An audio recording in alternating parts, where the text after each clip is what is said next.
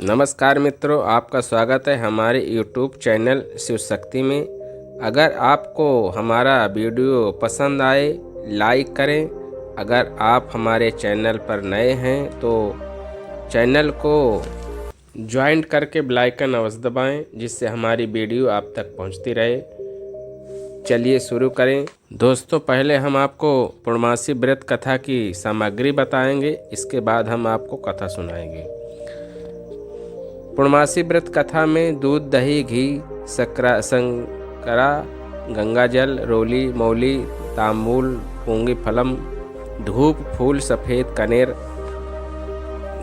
यज्ञोपवीत, श्वेत वस्त्र, लाल वस्त्र, आक, बिल्वपत्र, फल, फूल माला, धतूरा, बांस की टोकरी, आम के पत्ते, चावल, तिल, जौ, नारियल, दीपक, ऋतुफल, अक्षत, नवेद, कलश, पद, बतीस, पंचरंग, चंदन, आटा, रेत, समिंधा, ढाक की लकड़ी, कुशा, आचार्य के लिए वस्त्र, स्वर्ण की अंगूठी, शिव पार्वती की स्वर्ण मूर्ति, दूब, आसन। प्रत्येक मास की पूर्णिमा को पूर्ण चंद्रमा का और 50 सूर्य का तथा विष्णु रूप सत्यनारायण का व्रत किया जाता है। यह पूर्णिमा व्रत के हेतु चंद्रोदय व्यापनी ली जाती है। इसमें देव पूजन, दान, पुण्य, तीर्थ स्नान और वेद पुराण सुनने से अक्षय पुण्य मिलता है। यदि इस दिन चित्रा नक्षत्र हो तो और भी अच्छा है। तरह तरह के वस्त्र दान करने से स्त्रियों के सौभाग्य की वृद्धि होती है। अनछदी संतान और सौभाग्य यदि के लिए स्त्रियों को द्वितीयत अर्थात 32 पूर्णमासी का व्रत करना चाहिए। यूँ तो किसी भी पूर्णमासी से इसे आरंभ किया सकते हैं, परंतु यदि मासों में सर्वोत्तम मार्ग शीश मार्ग से आरंभ किया जाए तो अति उत्तम है। अंत में पूर्णमासी व्रत करने के बाद उद्यापन जरूर करना चाहिए। पूर्णमासी का व्रत धारण करने वाली स्त्री व पुरुष को प्रातः काल 4 बजे ब्रह्म मुहूर्त में उठकर स्नान करें। आदि से निवृत्त होकर संध्या पूजन तथा नित्य कर्म करना चाहिए। फिर पवित्र स्थान में आटे से चौक पूरकर केले का मंडप बनाकर शिव पार्वती की पार्थिव प्रतिमा मिट्टी की मूर्ति बनाकर स्थापित करें। तत्पश्चात नवीन वस्त्र धारण करके आसन पर पूर्व विमुख बैठकर देश कालांद के उच्चारण के साथ हाथ में जल लेकर संकल्प करें। इसके अंतर गणेश जी का आवाहन व पूजन करें। फिर वरुणादि देवों का आवाहन करें, कलश पूजन करें, चंद्रना आदि समर्पण करें, कलश मुद्रा दिखाएं, घंटा बजाएं जिसमें राक्षस भाग जाएं और देवताओं का शुभ गमन हो। गंध आच्छादि द्वारा घंटा को नमस्कार करें, दीपक को नमस्कार करें, पुष्पांजलि से पूजन करें।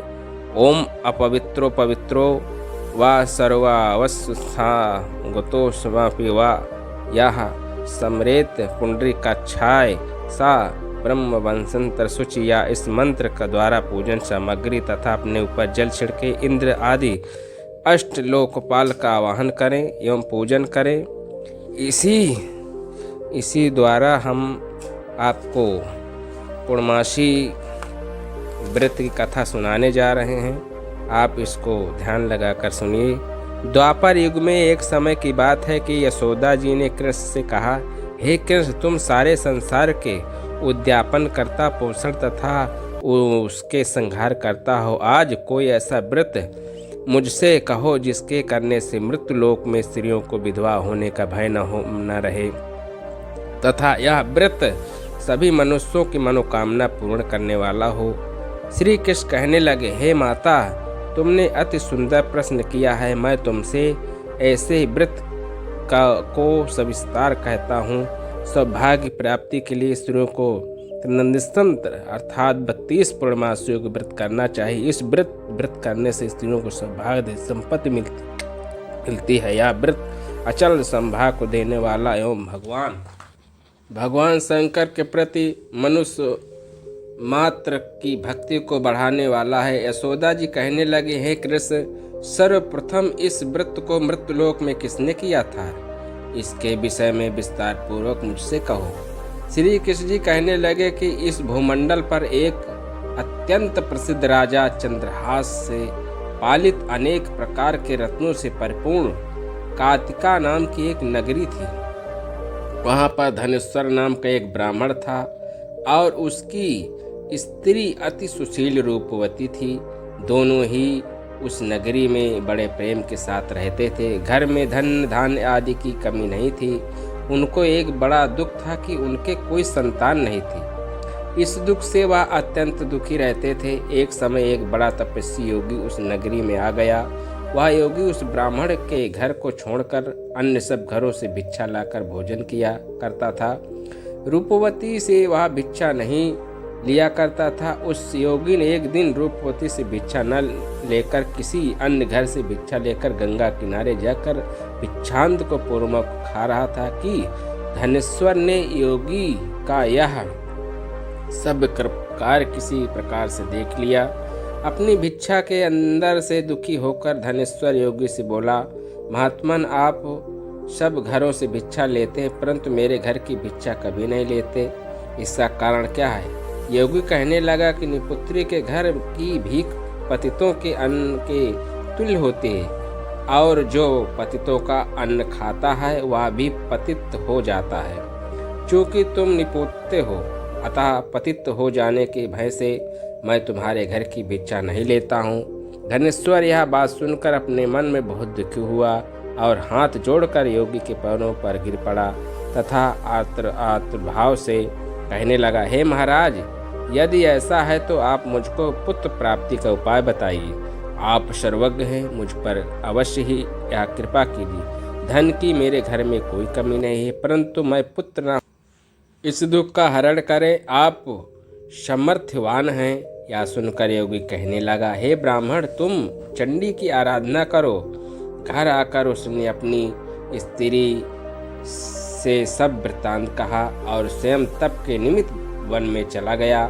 वन में जाकर उसने चंडी की उपासना की और उपवास किया। चंडी ने 16वें दिन उसको सपने में दर्शन दिया और कहा, हे धनेश्वर, जा, तेरे पुत्र होगा परंतु वह 16 वर्ष की आयु में ही मृत्यु को प्राप्त हो जाएगा। यदि तुम दोनों स्त्री पुरुष 32 पूर्णमासियों का व्रत विधि पूर्वक करोगे तो वह दीर्घायु हो जाएगा। जितनी तुम्हारी सामर्थ्य हो आटे के दिए बनाकर शिव जी का पूजन करना, परंतु पूर्णमासी को 32 हो जाने चाहिए। प्रातः काल होने पर इस अपनी स्त्री से सब वृत्तांत कहना। ऋतु स्नान के पश्चात वह स्वच्छ होकर श्री शंकर जी का ध्यान करके उस फल को खा लेगी। तब शंकर भगवान की कृपा से उसको गर्भ हो जाएगा।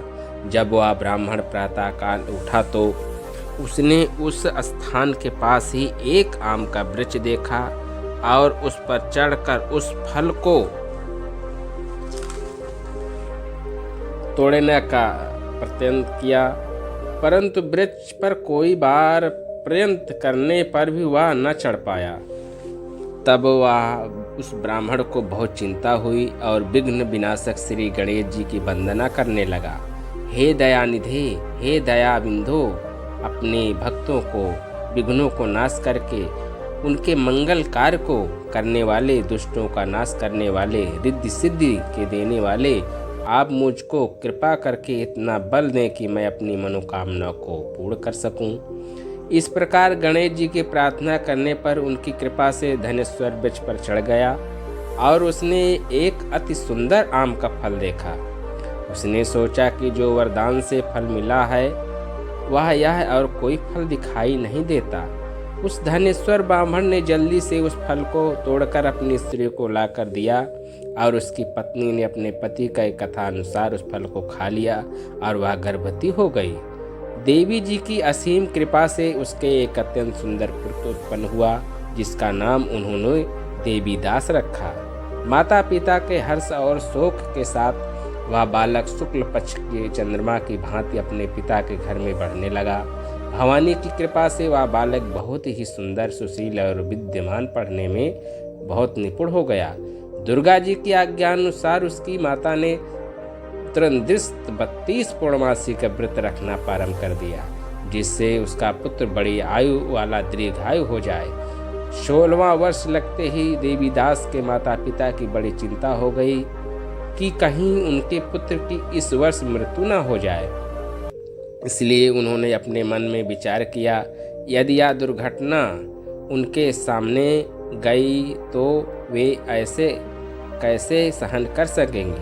अस्तु उन्होंने देवीदास के मामा को बुलाया और कहा कि हमारी इच्छा है कि देवीदास 1 वर्ष तक काशी में जाकर विद्याधन करे और उसको अकेला भी नहीं छोड़ना चाहते, इसलिए साथ में तुम चले जाओ और 1 वर्ष के पश्चात उसको वापस लौट लाना। सब प्रबंध करके उसके माता पिता ने काशी जाने के लिए देवीदास को एक घोड़े पर बैठाकर उसके मामा के साथ विदा कर दिया। किंतु यह बात उसके मामा या किसी और से नहीं कही। धानेश्वर ने सपत्नीक अपने पुत्र को मंगल कामना तथा दीर्घायु के लिए भगवती दुर्गा की आराधना और पूर्णमासियों के व्रत करना आरंभ कर दिया। इस प्रकार बारंबार 32 पूर्णमासी का व्रत पूरा किया। उसमें पश्चात एक दिन वह दोनों मामा और भांजा मार्ग में रात बिताने के लिए किसी ग्राम में ठहरे हुए थे। उसी दिन उस गांव में एक ब्राह्मण की अत्यंत सुंदर, सुशील, विद्वांसी और गुणवती कन्या का विवाह होने वाला था।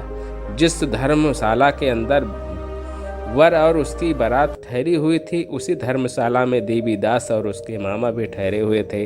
संयोगवश कन्या को तेल आदि चढ़ाकर मंडप आदि का कृत्य किया गया तो लगन के समय वर को धनुवृत्त हो गया। अस्तु वर के पिता ने अपने कुटुंबियों से परामर्श करके निश्चय किया कि वह देवीदास मेरे